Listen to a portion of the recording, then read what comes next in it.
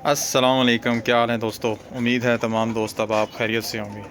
अच्छा, आज एक बहुत ही इम्पॉर्टेंट टॉपिक के ऊपर मैं वीडियो बना रहा हूँ जो हर भाई मुझसे पूछता है, हर भाई, कि चिक्स की केयर, चिक्स कैसे आप इसकी मोर्टेलिटी कम से कम की जाए, किस तरीके से चूज़ों को रखा जाए कि चूज़ों की अमवात कम हो, चूज़ों की ग्रोथ अच्छी हो, चूज़ों को बीमारियों से कैसे बचाया जाए। तो इस टॉपिक के ऊपर मेरी वीडियो होगी। अब मेरा देख रहे हैं आप कि काफ़ी सारी ब्रीड्स हैं मेरे पास। अब मेरा काम ही ये है कि चिक सेल करना। एक तो होता है कि आप एग सेल करते हैं, लेकिन एग सेल करने में प्रॉफिट मार्जिन बहुत कम होता है। बेहतर यही होता है कि अगर आप कोई पोल्ट्री का बिज़नेस कर रहे हैं तो आपके लिए बेस्ट ये है कि आप चूज़ा सेल करें।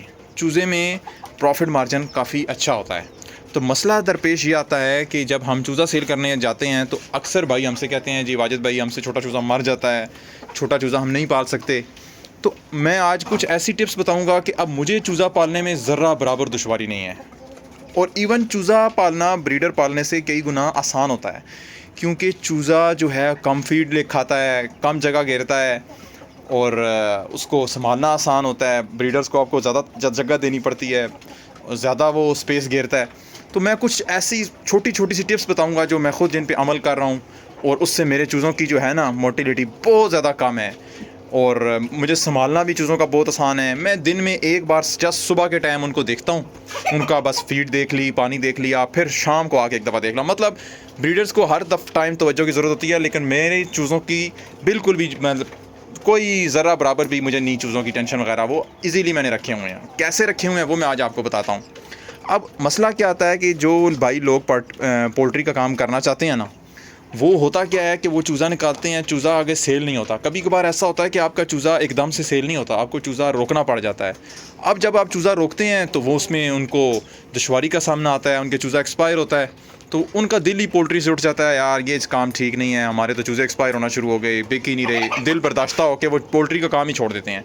पोल्ट्री में बड़ी बर्दाश्त और सब्र से चलना पड़ता है। तो मैं आपको आज कुछ तरीके बताता हूँ जिससे आपके चूज़े जो है ना, कभी भी आपको उनकी कोई मसले मसाइल का सामना नहीं करना पड़ेगा। अब आप ये देख रहे हैं, पहले मेरे पास हैं काफ़ी सारे केजेस। मेरी जो दिन की एग्स की प्रोडक्शन होती है वो 50-100 एग्स इस तरह होती है। तो अब ज़हरी बात है कि मेरे पास चिक्स भी उसी मिकदार में आते हैं। तो मैंने अपना एक परमानेंट सोल्यूशन निकाला। ये देख रहे हैं मेरे ऊपर नीचे मैंने 3 इनके ब्रूडर तैयार करवाए। अब मुझे ज़र्रा बराबर कोई टेंशन नहीं होती कि चूज़ा निकल रहा है, चलें एक ब्रूडर में जगह नहीं है दूसरे में डाल दिया। अभी मैं आपको ये भी बताता हूँ कि ब्रूडर आपने बनवाना किस टाइप पे है। कई लोग क्या करते हैं, एक वो सादा सा कोई कार्टन के अंदर लगा लेते हैं, बल्ब लगा लेते हैं, या कोई डब्बे के अंदर। उसके मसाइल ये होते हैं कि उसकी प्रॉपर एयर वेंटिलेशन नहीं होती है और बूरे के अंदर स्मेल बनती है, बूरा गीला होता है जिससे बीमारियां पड़ती हैं। और चूज़ों में ये इस बात का एक लाजमन ख्याल कर लें कि अगर एक चूज़ा भी आपका बीमार हुआ ना, ये बहुत सेंसिटिव भी होते हैं इस मामले के अंदर।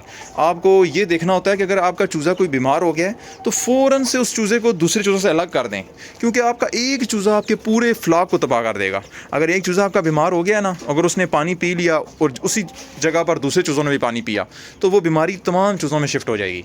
लिहाजा आप एक प्रॉपर माहौल दें चूज़े को, और उसके बाद आप उनके ऊपर नज़र रखें ये कि कोई चूज़ा बीमार तो नहीं है। अगर चूज़ा कोई बीमार नज़र आ रहा है तो उसको फ़ौरन से अलग कर दें सेहतमंद चूज़ों से।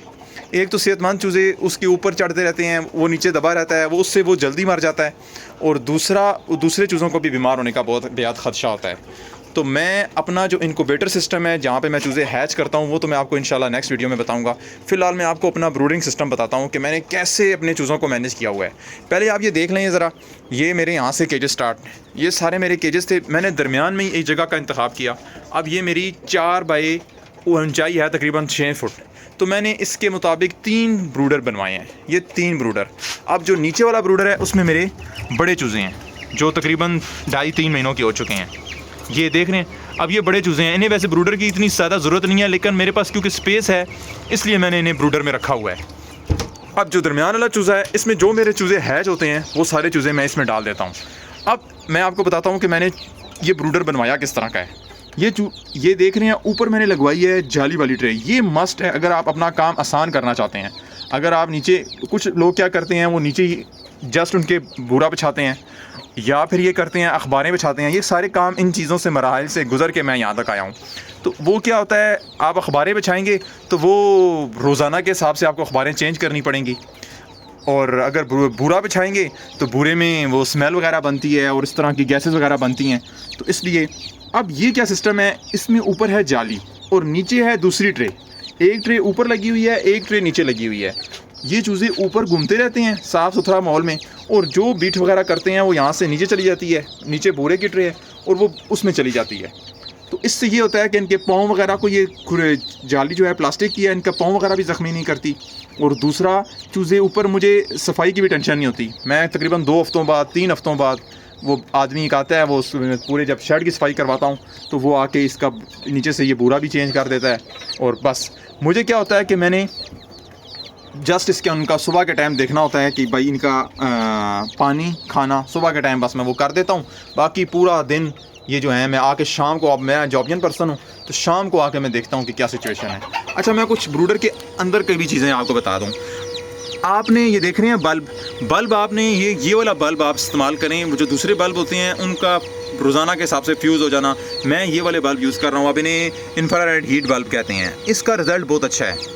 एक तो ये बिजली आपके विद इन सेकेंड 15 से 20 सेकंड के अंदर ये हीट पूरी करके ऑफ हो जाता है। 15-20 सेकंड के अंदर ये जस्ट लाइक हीटर है, चलने के 1 सेकंड बाद अपना काम शुरू कर देता है। आप इसको सामने हाथ रखें तो आपको एक तपश महसूस होगी। बहुत इसकी तेज़ हीट है। इसको इंफ्रारेड हीट बल्ब कहते हैं। थोड़ा सा कॉस्टली होता है।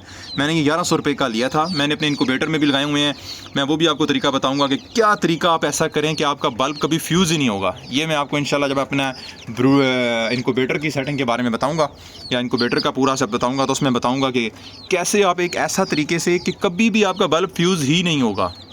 चाहे आप दूसरा सिंपल 100 वाट वाला यूज़ करें, ये यूज़ करें, आपका बल्ब फ्यूज़ नहीं होगा। वो क्या तरीका है वो मैं आपको नेक्स्ट वीडियो में बताऊंगा। अच्छा, फ़िलहाल मैं इनमें आपको ब्रूडर के बारे में बता रहा था कि ये देख रहे हैं वायर मैंने लगाई हुई हैं 2। एक ये है, ये इसके बल्बों को कंट्रोल कर रहा है, हीट को। मैंने इसकी टेम्परेचर जब नया चूज़ा होता है तो उसे 35-36 के टेम्परेचर पर रखते हैं। इसी तरह हर वीक के बाद 1-1 डिग्री सेंटीग्रेड आप इसको कम करते जाएँ। और ये है टाइमर रिले। इसके बारे में आपको बताता हूँ कि अंदर स्मेल बनती है। जब ज़ाहिर बात है हर तरफ से आपने इसको बंद किया हुआ है तो आपने एयर वेंटिलेशन अपने ब्रूडर में लाजमी रखनी है। अगर एयर वेंटिलेशन ही रखेंगे तो इनको सांस की बीमारी का इशू आ जाएगा। तो एयर वेंटिलेशन कैसे रखनी है कि आपने एक तरफ से रख देना है। अभी तो फ़िलहाल सख्त सर्दी है तो इसलिए मैंने ये बंद कर दिया है। इधर से आपने एक रखना है जहाँ से एयर इन हो, और दूसरी तरफ वो देख रहे हैं मैंने एग्जॉस्ट रखा हुआ है, इसको मैंने सेट किया हुआ है इसके साथ। अब ये हर तकरीबन 3 मिनटों बाद तकरीबन 20 से 25 सेकंड के लिए ये पंखा चलता है। 25 सेकंड के लिए पंखा चलता है। जो अंदर स्मेल वगैरह बनती है ये बाहर निकाल देता है। और ये मैंने एक LED बल्ब लगाना है, वो लाजमी लगाना है क्योंकि चूज़ों को अंदर रोशनी चाहिए होती है। वो ये जो दूसरे बल्ब हैं ये तो हीट जब पूरी होगी ऑफ हो जाएंगे, तो लिहाजा एक LED बल्ब लगा हुआ है। वो रात के टाइम मैं इसको ऑफ़ कर देता हूँ, दिन के टाइम ये ऑन रहता है, ताकि रात के टाइम से मुराद ये है कि रात लेट नाइट 11-1 बजे मैं इसको ऑफ़ कर देता हूँ। और दिन को इनको खाना पीना अच्छी तरह नज़र आना चाहिए ताकि ये खाना पीना करता रहें। और एक और छोटी सी बात कि आपने जब चूज़ों के लिए ब्रूडर में पानी, अगर इनको पानी कम देंगे, यानी नज़र आप एक ही बर्तन में किसी एक कोने में रख देंगे, चूज़ों को पानी नज़र नहीं आएगा और ये फीड खाते रहेंगे, तो उससे नुकसान ये होगा कि इनकी जो वो वेस्ट है वो इनके बैक पे जमना शुरू हो जाता है। लिहाजा मैं छोटे छोटे बर्तन में आपको दिखा देता हूँ कि किस तरह के मैं बर्तन यूज़ करता हूँ। छोटे चूज़े के लिए आपने इस तरह का बर्तन यूज़ करना है, ये वाला छोटा बर्तन यूज़ करना है। इसके अंदर चूज़ा डूब के मरता नहीं है। छोटे छोटे बर्तन आपने यूज़ करने हैं और ये आपने 2-3 रख देनी है ताकि चूज़ों को इजीली पानी हर जगह पे नज़र आए। ये मेरा पानी का बर्तन है। इसी तरह मैंने ये फीड का बर्तन है, वो भी आपको दिखा देता हूँ। ये मेरा फीड का बर्तन है। इसमें यह है कि इस तरह के बर्तन में आपकी फीड की वेस्टेज बड़ी कम होती है। देख रहे हैं आप वो चूज़ें, मैं रखता गया हूँ तो चूज़ों ने खाना पीना शुरू कर दिया। इस तरह के बर्तन में आपकी फीड की वेस्टेज काफ़ी कम होती है। तो ये फीड का बर्तन हो गया। बस ये मैंने आपको छोटी सी चीज़ दिखानी थी। देख रहे हैं वो फ़ैन ऑन हो चुका है। अब जो इसकी अंदर की वेंटिलेशन है, अब ये मैंने ऑन रखा हुआ है। अब ये इतने सेकंड बाद ये फ़ैन को ऑफ हो जाएगा। 30 सेकंड के लिए मैंने फ़ैन को ऑन रखा है, तो इतनी सेकंड के बाद ये फ़ैन ऑफ हो जाएगा। तो ये छोटा सा एक अगर आप तरीका कर लें, अगर आपने प्रॉपर पोल्ट्री का काम करना है तो एक छोटा सा आप इस तरह का ब्रूडर तैयार करवा लें तो आपका बेगम हो जाए। बस आपने चूज़े उसमें छोड़ देने हैं, सुबह उनको खाना पीना कर देना है और बस वो खुद ब खुद ही बड़े होते रहते हैं। कोई अगर चूज़ा सेल नहीं भी हो रहा ना तो भी टेंशन कोई नहीं, इसी में चूज़े आहिस्ता आहिस्ता बड़े होते रहते हैं। मैंने अब 3 स्टेप बनाए हुए हैं। अगर चूज़ा बड़ा हो जाता है तो उसे अगले स्टेप में ले जाता हूँ, अगले वाले चूज़े को मैं बड़े केज के अंदर ट्रांसफ़र कर देता हूँ।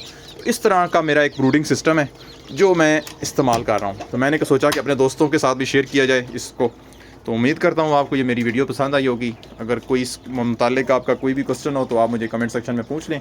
तो मेरी नेक्स्ट वीडियो तक के लिए अल्लाह हाफ़िज़।